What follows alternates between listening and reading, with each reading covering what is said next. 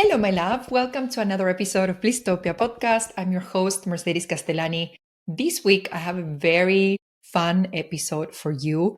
I was actually interviewed at the Illuminated Path Podcast by Marati. We did this interview last year, and the conversation was so good, so juicy, so inspiring that I decided to bring that conversation over to Blisstopia podcast for you to really enjoy this deep conversation on how to align with your purpose and create wealth doing what you love. So we really dive into the vision for Blisstopia, into purpose, into money mindset, which is one of my favorite topics ever. And if you are interested in the topic of money mindset, then you should be inside of Wealth Codes. I'm actually opening doors for Wealth Codes.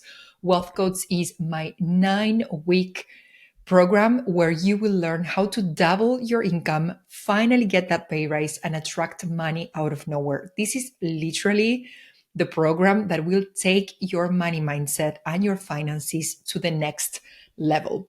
So inside of this program, you will really dive into money mindset, money manifestation with a group of women around you who genuinely want to see you win.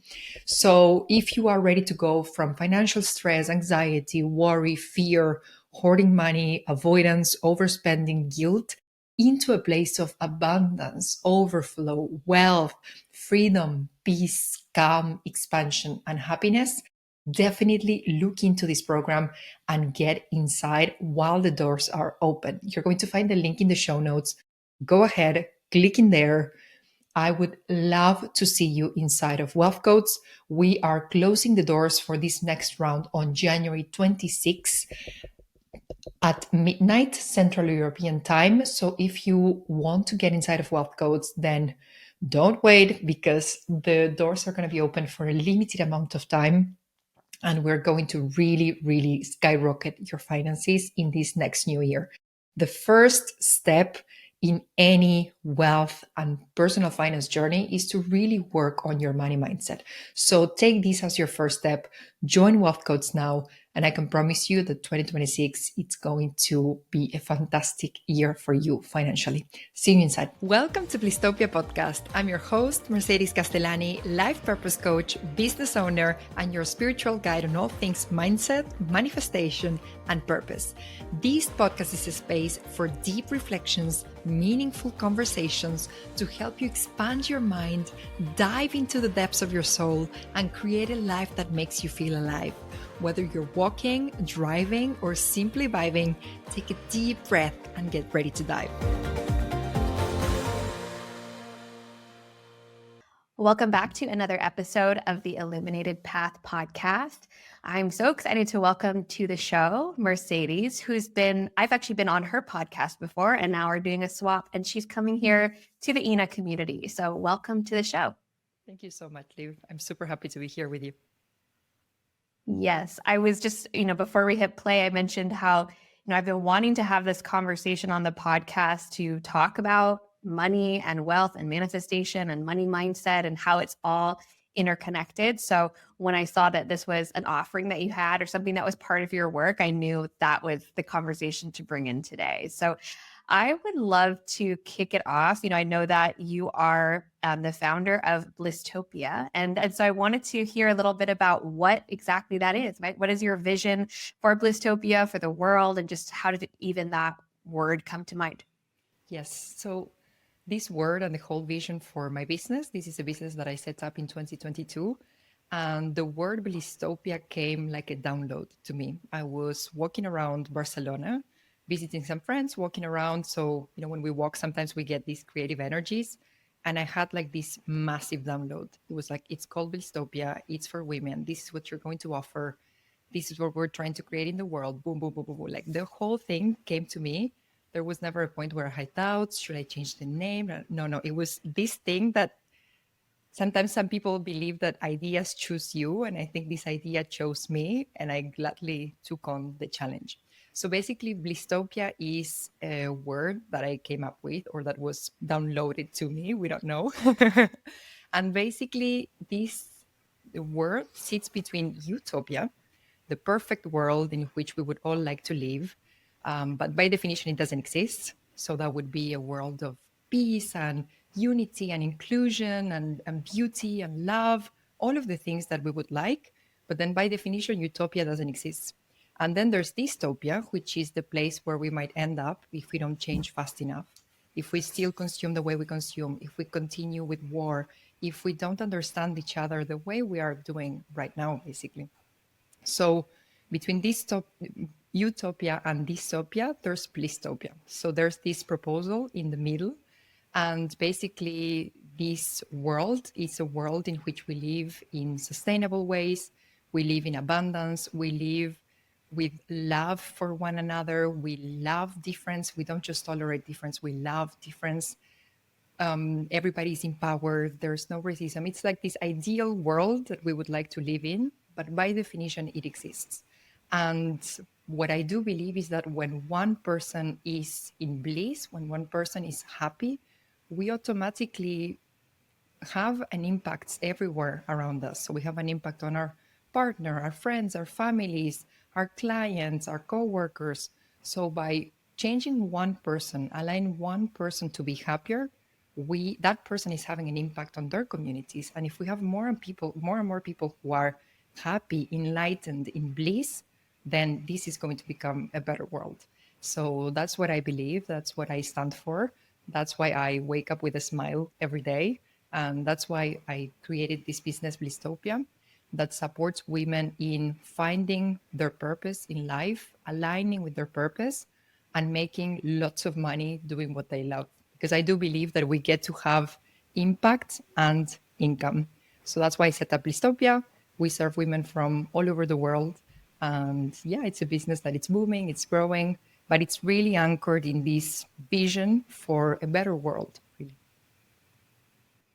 Beautiful. And I love that you said that, both income and impact and income. And that's a lot of what we're going to talk about today. And I know that you wear a number of different hats. You have your life purpose coach, your meditation teacher, you have your own podcast, right? So you have a lot of different ways that women are finding you and plugging into your work. But I know, as you know, as I know we spoke on your podcast about, it doesn't happen overnight. There's a journey that you take to get to becoming a life purpose coach, right? And oftentimes it's your own journey of finding your purpose and then, you know, being able to share it with others. So before we get into our kind of money talk today, I would love to hear a little bit about just your journey to become a life purpose coach and why that direction of how you want to support women.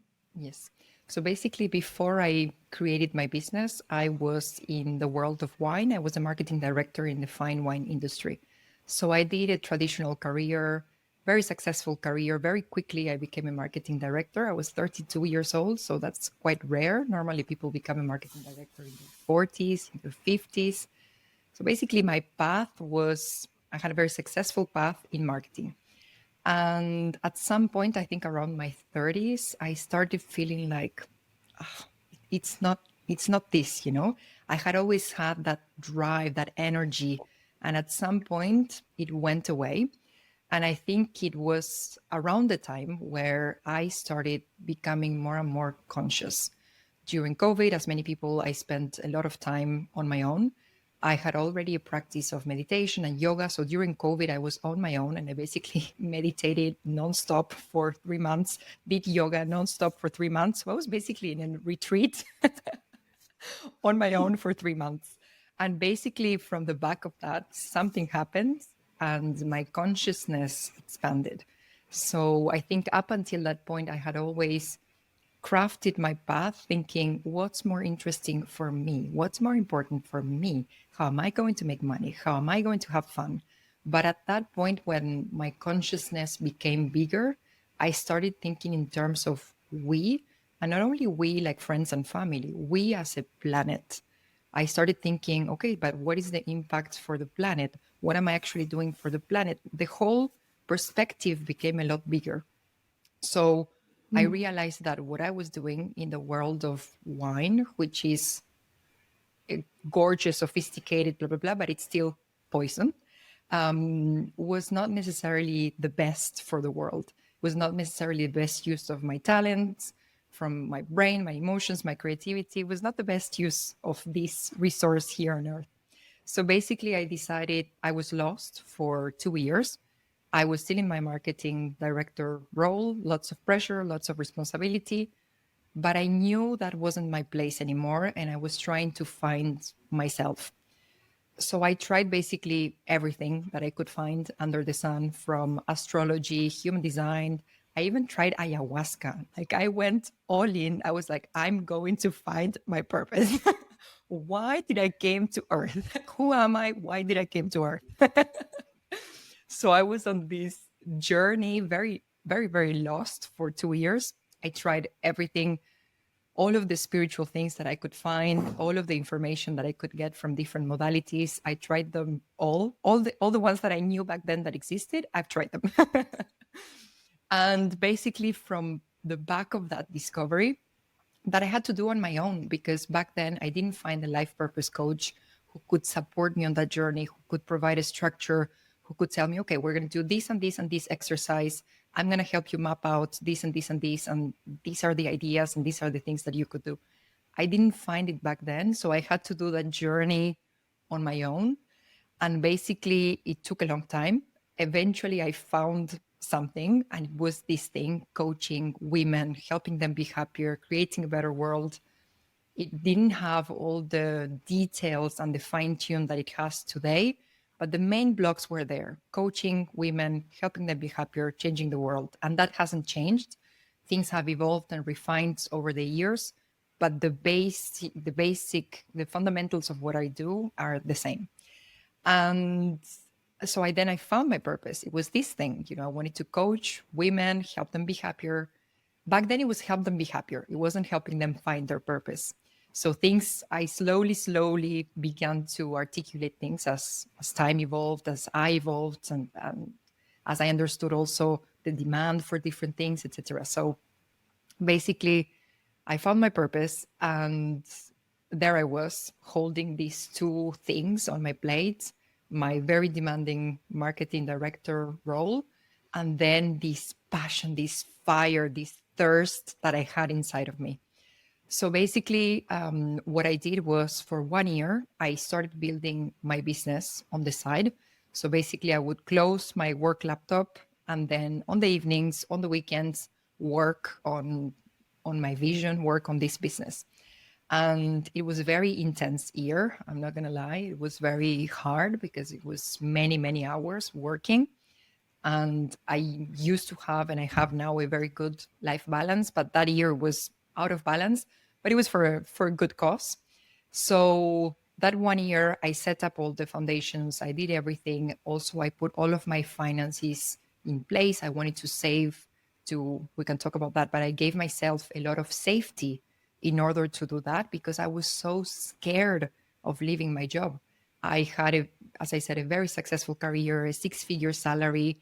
I just had to switch from one job to the other, get promotions, and my life was set. So it was very scary to say, you know what? Now I want to do this new thing.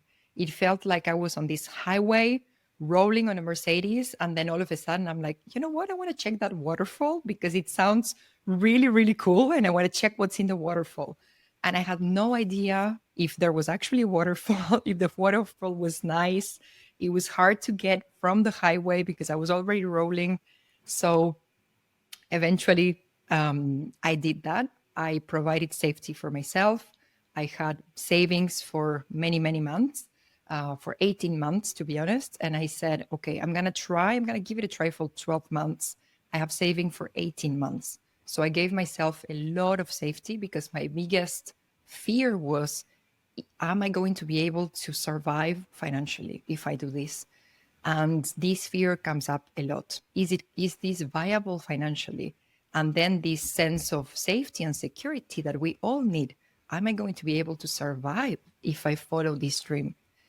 So I gave myself 1 year. I prepared everything. I set up my business on the side. I prepared my finances for this leap of faith. And then eventually I did it. That was October 2023. And yeah, it's going to be now 2 years that Adobe is free, free from the corporate world. And yeah, so the business has 3 years, 2 years working full time on the business. And And now it continues to grow and I continue to support women. And I decided, because first, when I started coaching, I was doing many different things. I was doing life coaching. So we could talk about career, we could talk about love, we could talk about health, we could talk about spirituality.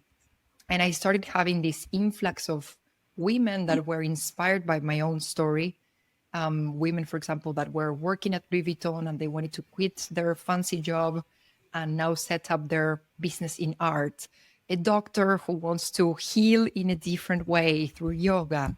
These kind of fantastic women who were doing really, really cool things, successful things in a way, but they wanted to do something entirely different because their soul was really pulling them in another direction. So these kind of women started coming into my world and I was like, oh my God, I love working with these type of women. I love supporting them on this specific journey in finding their purpose, because I think it's actually the deepest question a human can ask themselves. It's a philosophical question. It's a spiritual question. It touches your identity. It touches so many layers. And I love depth. I love a good challenge.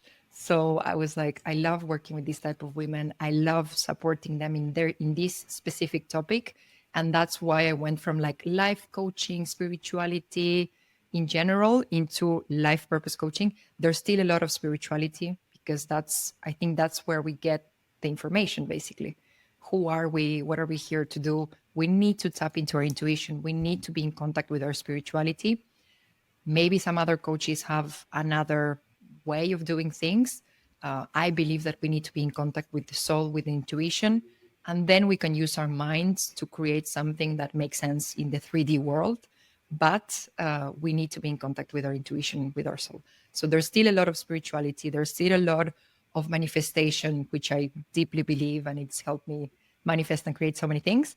A lot of cutting edge mindset work.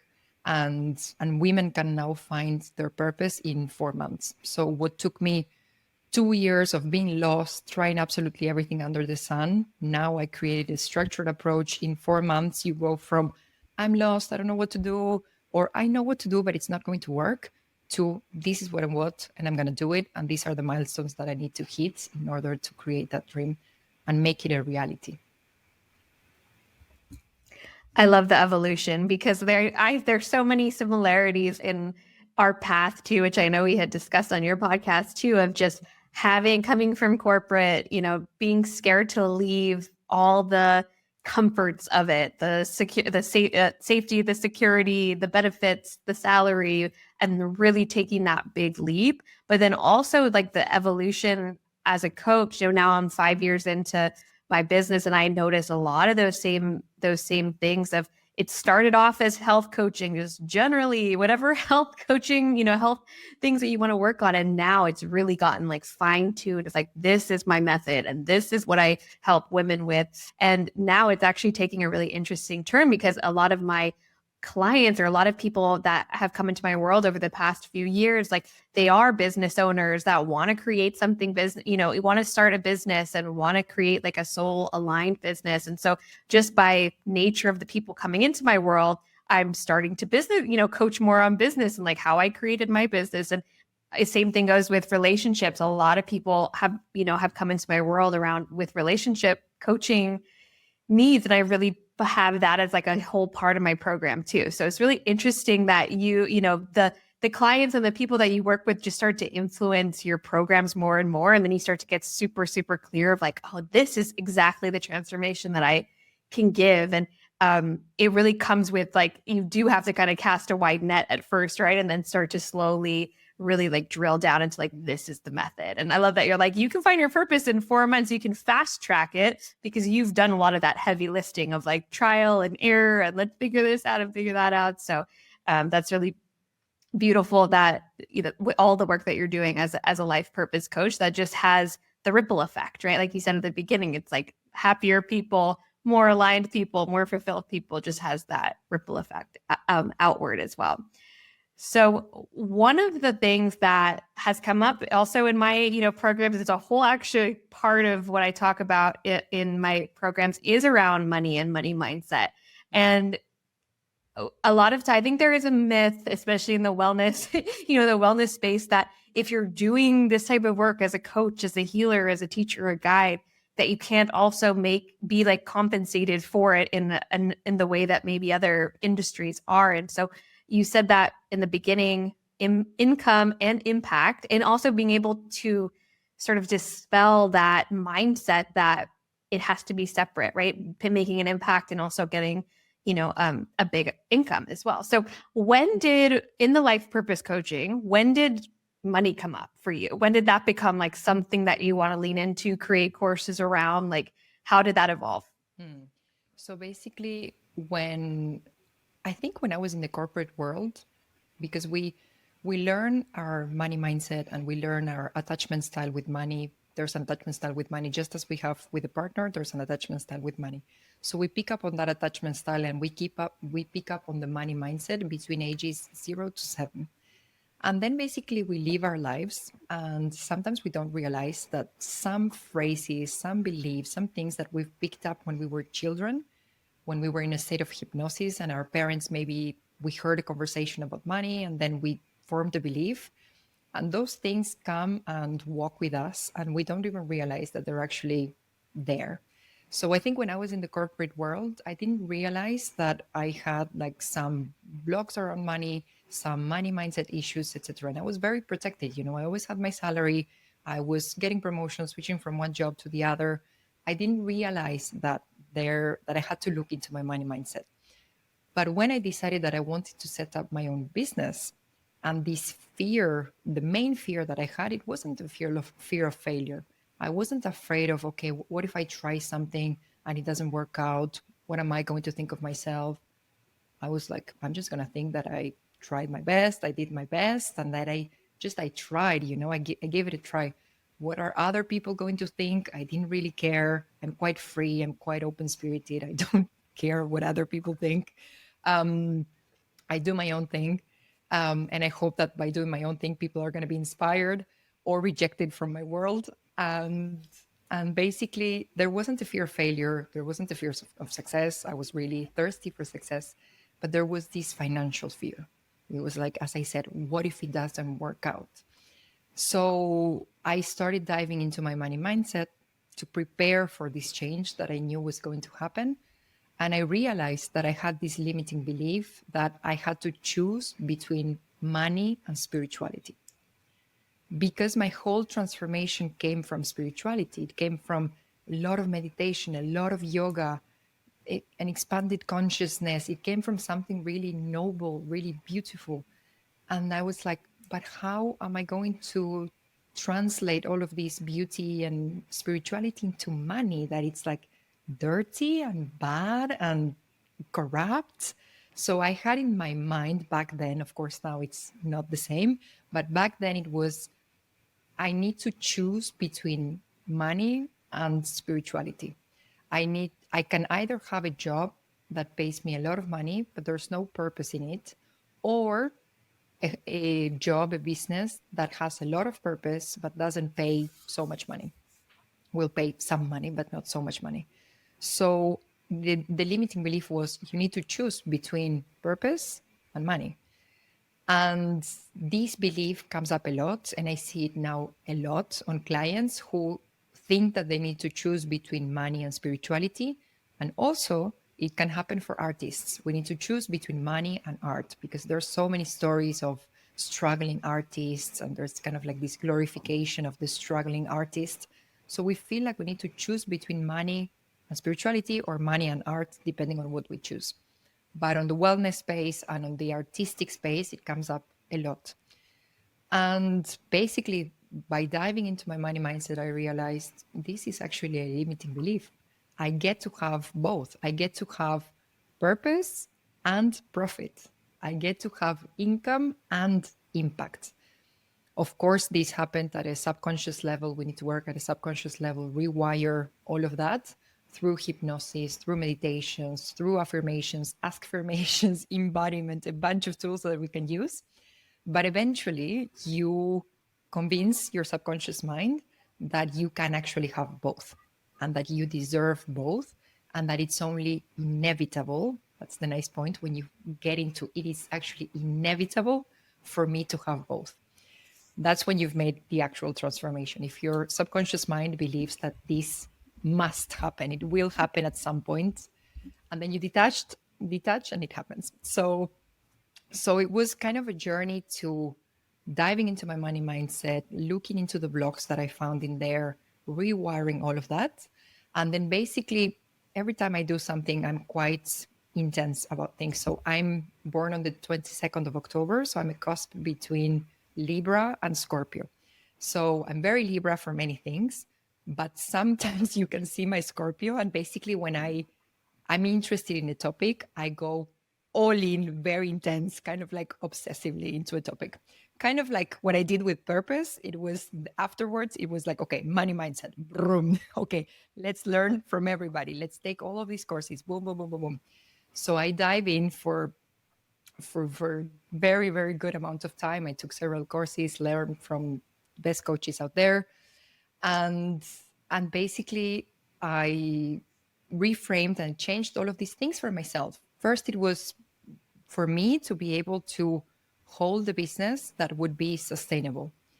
And I was deeply convinced, I knew within myself, money mindset is the thing that will make or break my business, because our beliefs create a reality. So I knew that I had to have my beliefs on point to create the reality that I actually wanted to see. So I went into that journey for my own interest. But then I started talking to some people, about the things that I was learning, some friends who were coaches, etc. And I got opportunities to start speaking about this topic from all of the things that I had learned. And basically, I had opportunities to give masterclasses, for example, for Female Invest, which is a company that educates women in their finances. I was already part of Female Invest. I was learning for my own finances, and I gave master classes for this community. And they have, I think, now more than 10,000 members in the community, 70,000 members in the community. So it's a huge community of women who want to learn about money, finances, money mindset.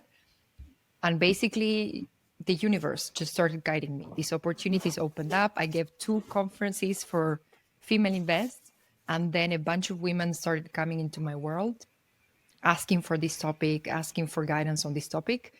And first, I created some private coaching so I could support women on their specific journey. And then I realized, like, okay, the same topics are kind of coming over and over and over again. There's some big lines here. So then I decided to create a group program, which is called Wealth Codes, where we dive into, there's 9 weeks, we dive into the 9 modules, the 9 topics that usually they always come up, basically. So we dive into our attachment style with money. So whether we have an anxious, an avoidant, or a secure attachment style with money, we dive into masculine and feminine energy in relationship to money. We dive into limiting beliefs. We dive into difficult emotions like shame, guilt, resentment, frustration, anger around money. We dive into manifestation. So first we kind of like heal, clean everything that needs to be healed. And then we dive into money manifestation. How do we attract more money, create new income streams? So it's a very, very exciting program. Women are in the program right now and they are loving the experience. But it came from really listening. It came from the universe opening doors naturally for me and listening to what women were already asking for. And again, my mission is to make women happier. And I do believe that money is part of happiness. There's also a limiting belief that says money doesn't buy happiness. But actually, money allows you to create your own version of happiness.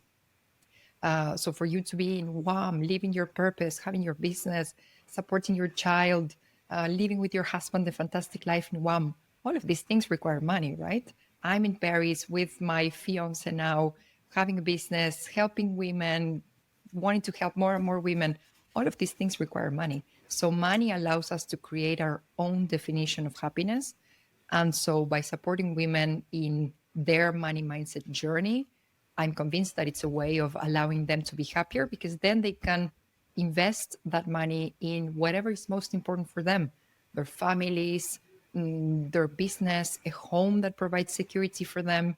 So money supports happiness, and I want to support women in being happier. So supporting them with money it's natural. Mhm.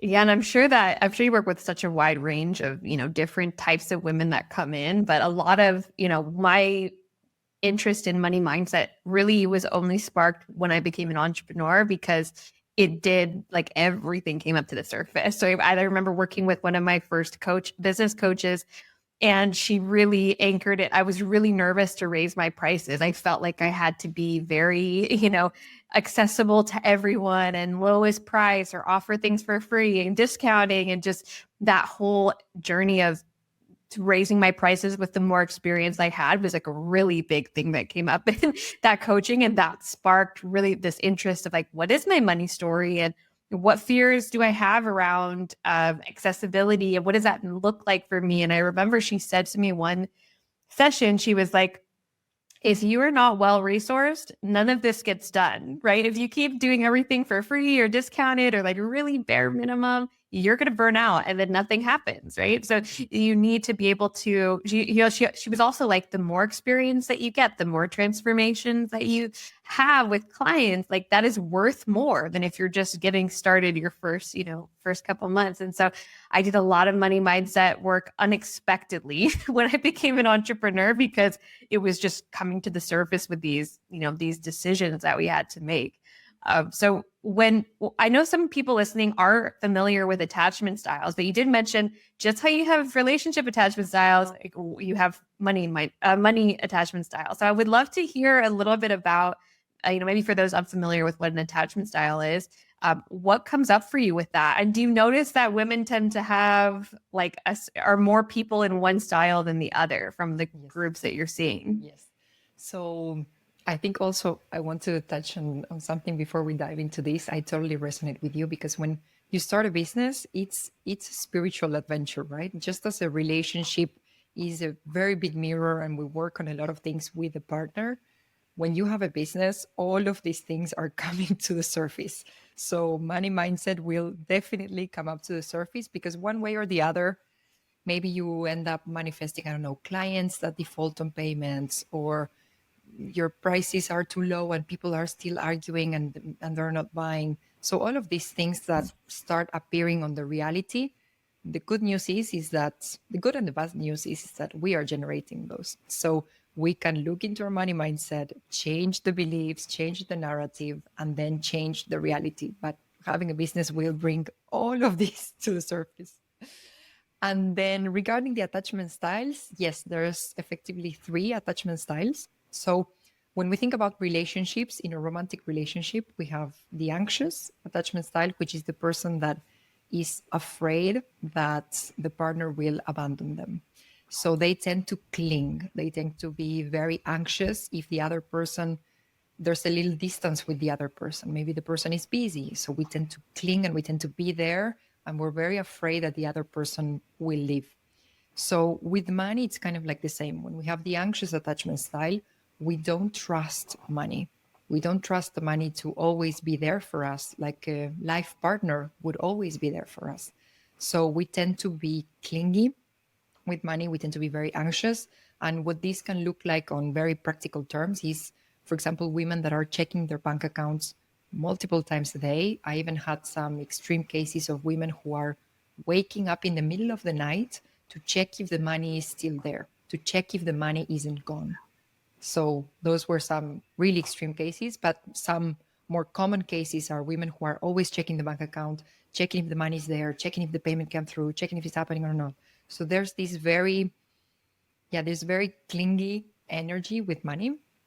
And it's because we don't trust money deep down, and we're afraid that money is going to go away and never come back to us.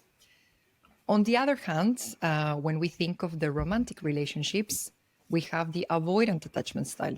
These people are afraid, in terms of their romantic relationship, they're afraid of being engulfed with the other person. When things get too, quote unquote, too intimate for them, it's just intimate, but it feels like too intimate for them, they tend to run away because it's too much intimacy, and that intimacy doesn't feel safe. So they tend to run away from that partner.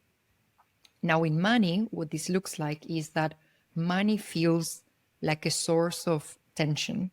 Money doesn't feel safe.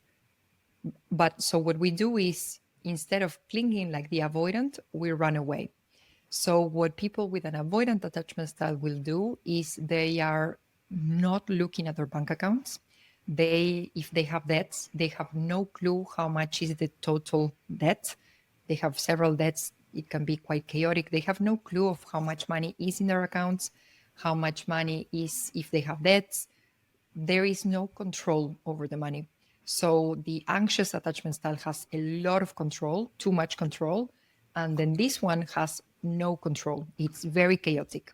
So, but the core issue is, and why they're doing this, is because money doesn't feel safe. So this topic doesn't feel safe. So we just don't go into that topic. In some extreme cases, again, some women who had lots of debt and they had no clue about the amount, or they had several calls from people who were claiming money back and they weren't even answering all of those calls. So it can get very, very messy, very, very chaotic. And it gets bigger and bigger and bigger because what we avoid, it's going to get bigger and bigger and bigger. And then in the middle, where the place where we would all like to be, ideally, and with some work, and the place where we can all be with some money mindset work, is the secure attachment style. So basically, in a relationship, if we think about a long-term partner, we think about a husband or a long-term partner, a husband, a wife, whatever we choose, we are going to be with that person for this whole lifetime, ideally. And basically, there's going to be some times where there's a little bit more distance, a little bit more connection, but we still trust that that person will always be there for us. We trust that if we have a health issue, that person will be there for us. We trust that if they're not replying to that text, whatever, they're just busy working or they're having fun with their friends, let them have fun, and then they come back to you super happy, joyful, because they did something that they loved and now they're super happy coming back to you. So with money, it's exactly the same. We want to get into a point where the relationship is really healthy and we see money as a life partner, a husband, a wife, or our best friend. So basically, there's times when we can get very, very close. There's times when we can have a little bit more distance, but there's this deep trust that allows that flexibility. So we feel safe enough to go and look into the numbers and plan and dream big with our numbers. And then we can also, we trust that, okay, maybe we had to make a big down payment for something. We trust that this money, it's going to come back multiplied. So that's the sweet spot where we would all like to be.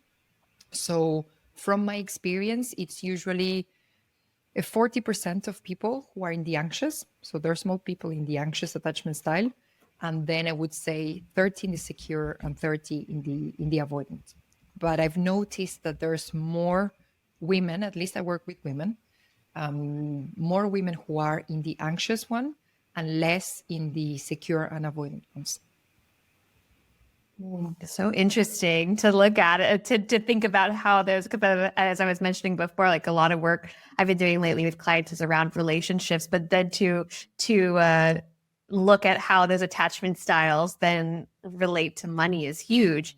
And I have, when you're explaining like what this looks like, I can totally see those. Like I know people who are in those certain different styles, and such a helpful lens to look at money through. So for those who are listening, what are you, right? Think about which one you like relate to. If there's one that's that really stands out, of like, that is me. Mm-hmm. So I would love to dig in a little bit to, one of the things I've noticed with money mindset is there are definitely the practical sides, right? Things that you can do to work on your money mindset, things you can do to have a more, a healthier relationship with money. But then there's also just the energetics of money too, right? And sometimes people think about, they even think about financial wellness, and they're really thinking of that practical side.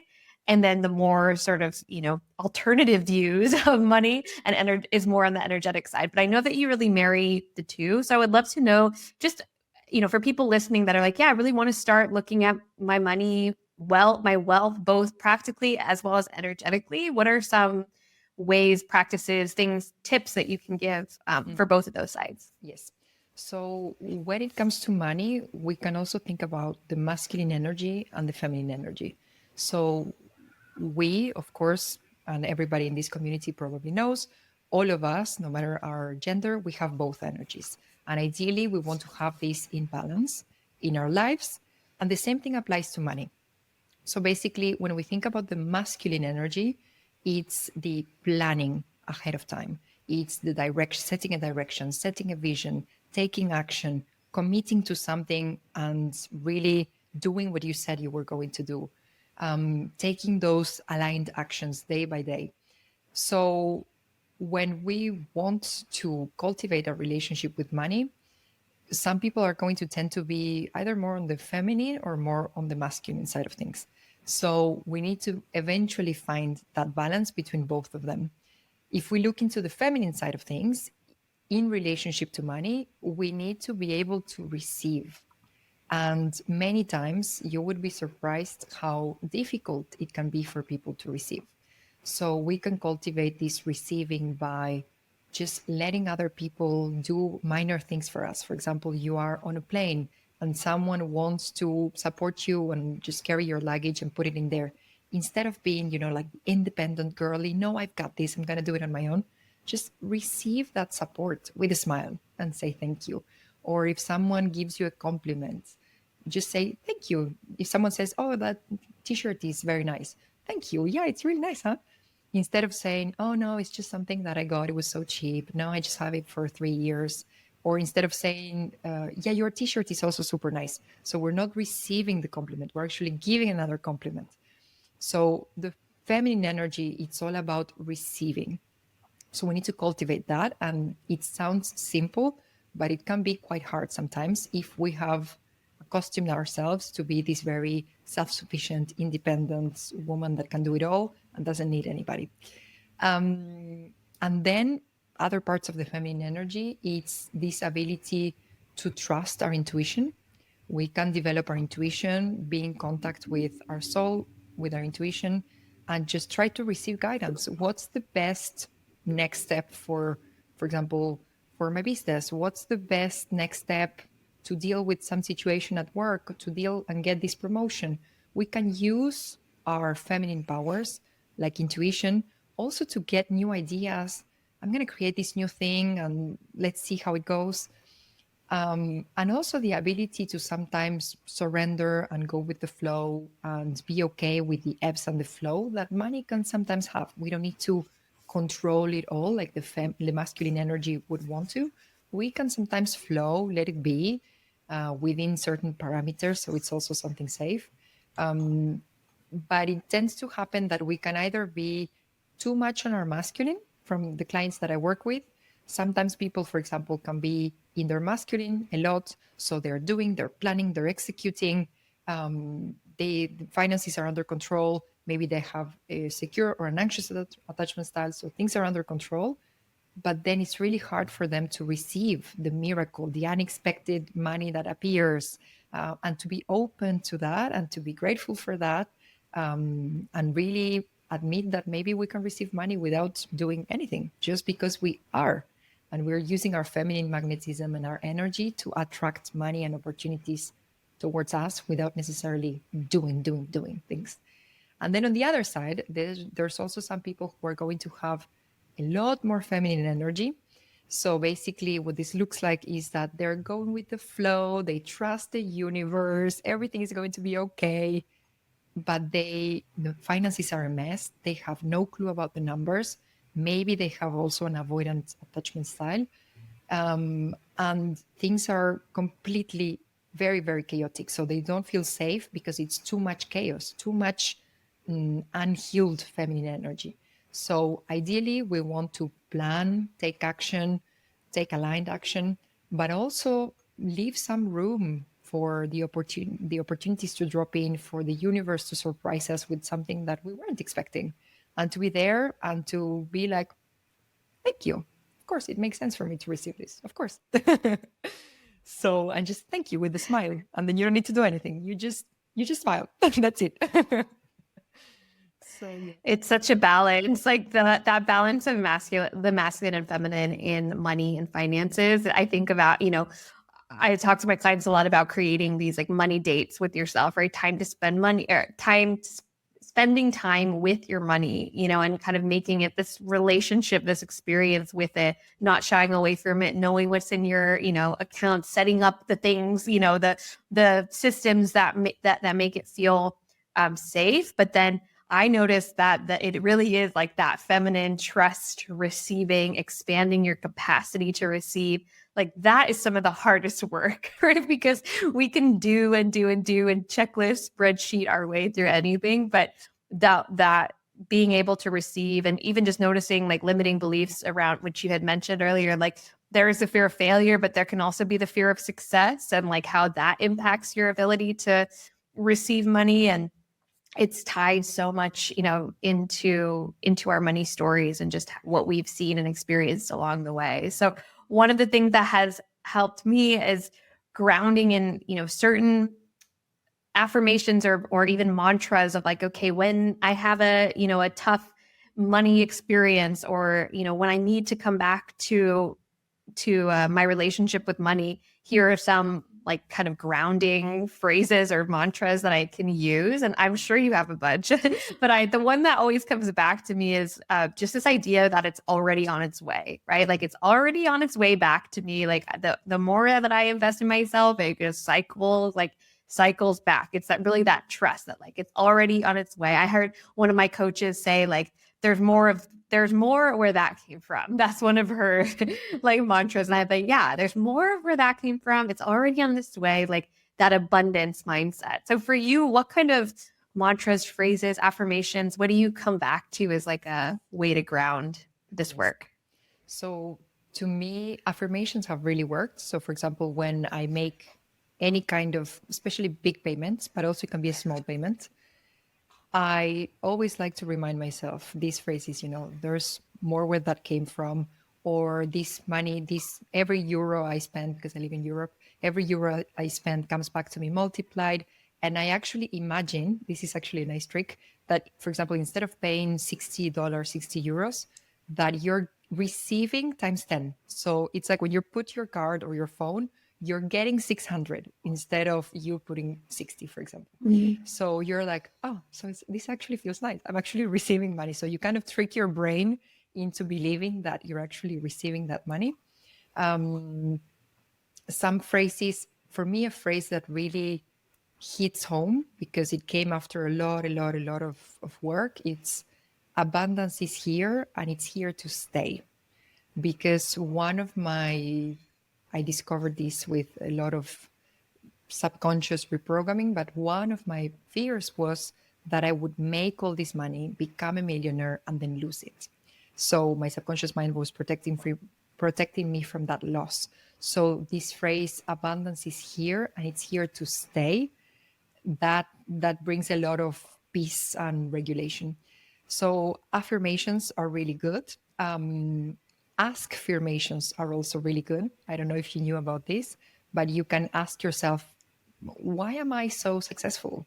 Why is my business always flourishing? Why do I have so many clients? Why are my services in high demand? How am I so, I don't know, how am I so creative? Whatever. So any phrase that starts with why, insert whatever you want, or how, insert whatever you want.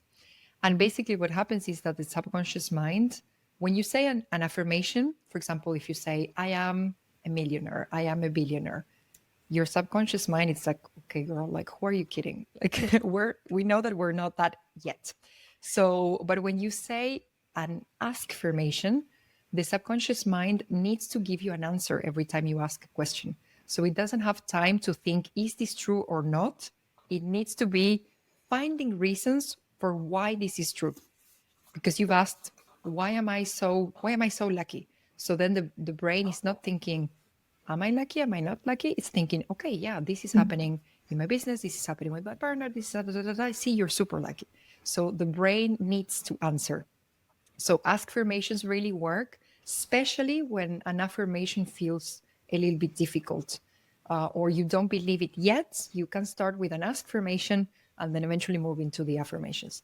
Something that also really, really works for me is EFT tapping, because many times when we're talking about money, we can be dysregulated. So doing a short 5 minutes EFT tapping session, it works wonders. Or before you start your day and you know you're going to be talking a lot about money and dealing with money, blah, blah, blah, you regulate yourself. Or before you make a big investment or a big purchase, you regulate yourself. So the important thing is that every time we circulate money, especially big amounts, we want to regulate ourselves with EFT tapping. We want to regulate ourselves with meditation, put ourselves in a really nice vibe, nice music, really abundant music that makes you feel on top of the world and on top of your money. And then you make the investments, the purchase, whatever you're going to do.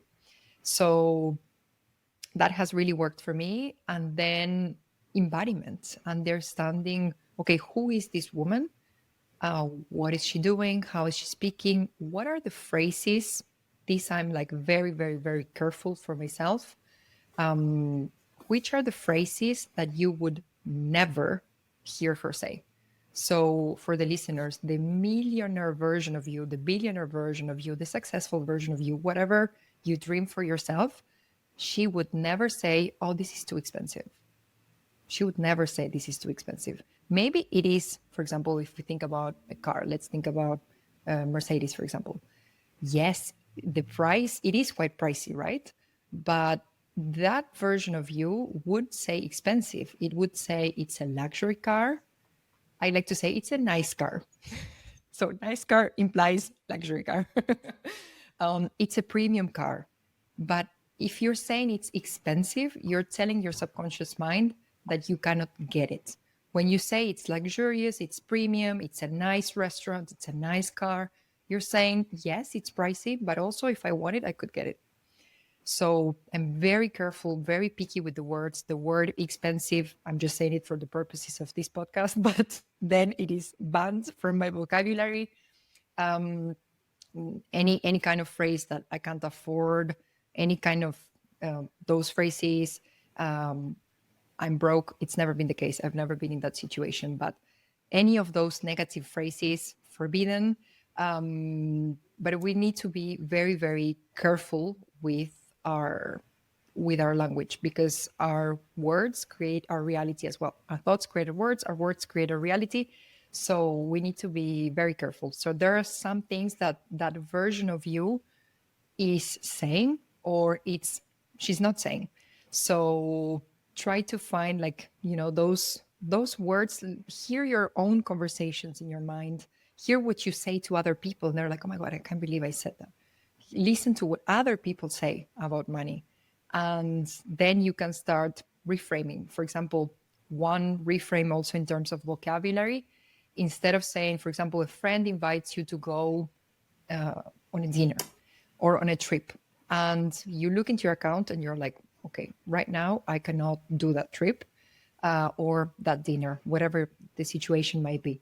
So instead of saying to your friend, no, I can't go because I can't afford it, you can say, you know what, this trip is not a priority for me right now because I'm focused on this and that and that and the other thing. I want to spend time with you, but why don't we go just for coffee instead of a dinner? Or why don't we do this other trip instead of the other trip? So when you say I can't afford it, it's like you're using a spell and you're casting scarcity into your reality. But if you say, you know what, this is not a priority for me right now because I want to buy a home, and that's my financial priority. It's not a trip, it's buying a home.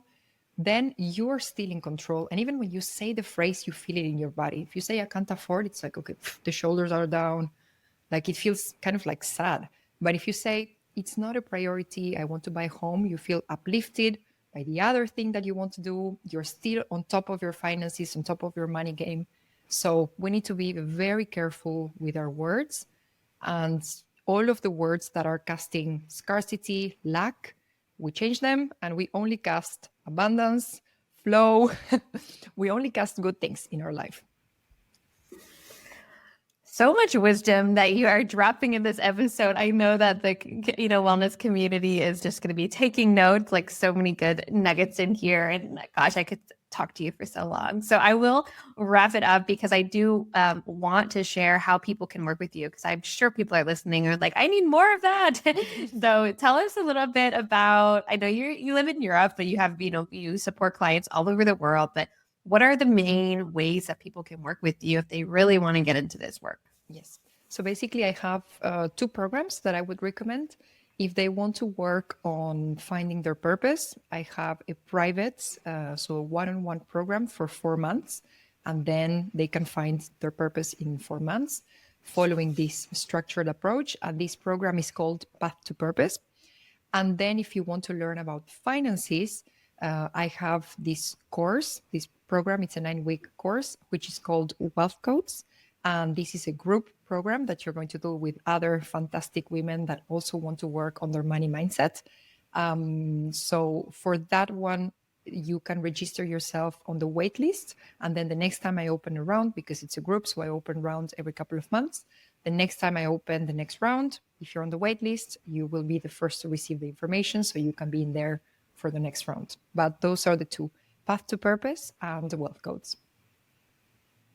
Amazing. And I will drop all of your information, your podcast, Instagram, website, all the things in the show notes so that people can find you. But I want to thank you for sharing. This is so great to connect. We've only met on the internet. We haven't met in person yet, but now being on each other's podcasts, I feel like I've gotten to know so much about your life and your journey. It's just the amazing work that you're doing, bringing Blisstopia to life, right? It's so inspiring. So thank you again for making the time.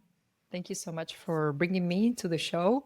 And I think I'm going to add into one of my manifestations to eventually be in WAM, eventually be in one of your retreats. I would love that. So that would be really nice. Thank you so much for having me. If you loved this episode, spread the word, share the episode with a friend who would love to hear this, subscribe to the show, and leave a 5-star rating on Spotify, Apple Podcasts, or YouTube. This real quick action on your side helps the podcast grow, reach more women around the world, and it would literally make my day. I will see you next Friday for the next episode, and in the meantime, in Blisstopia we trust.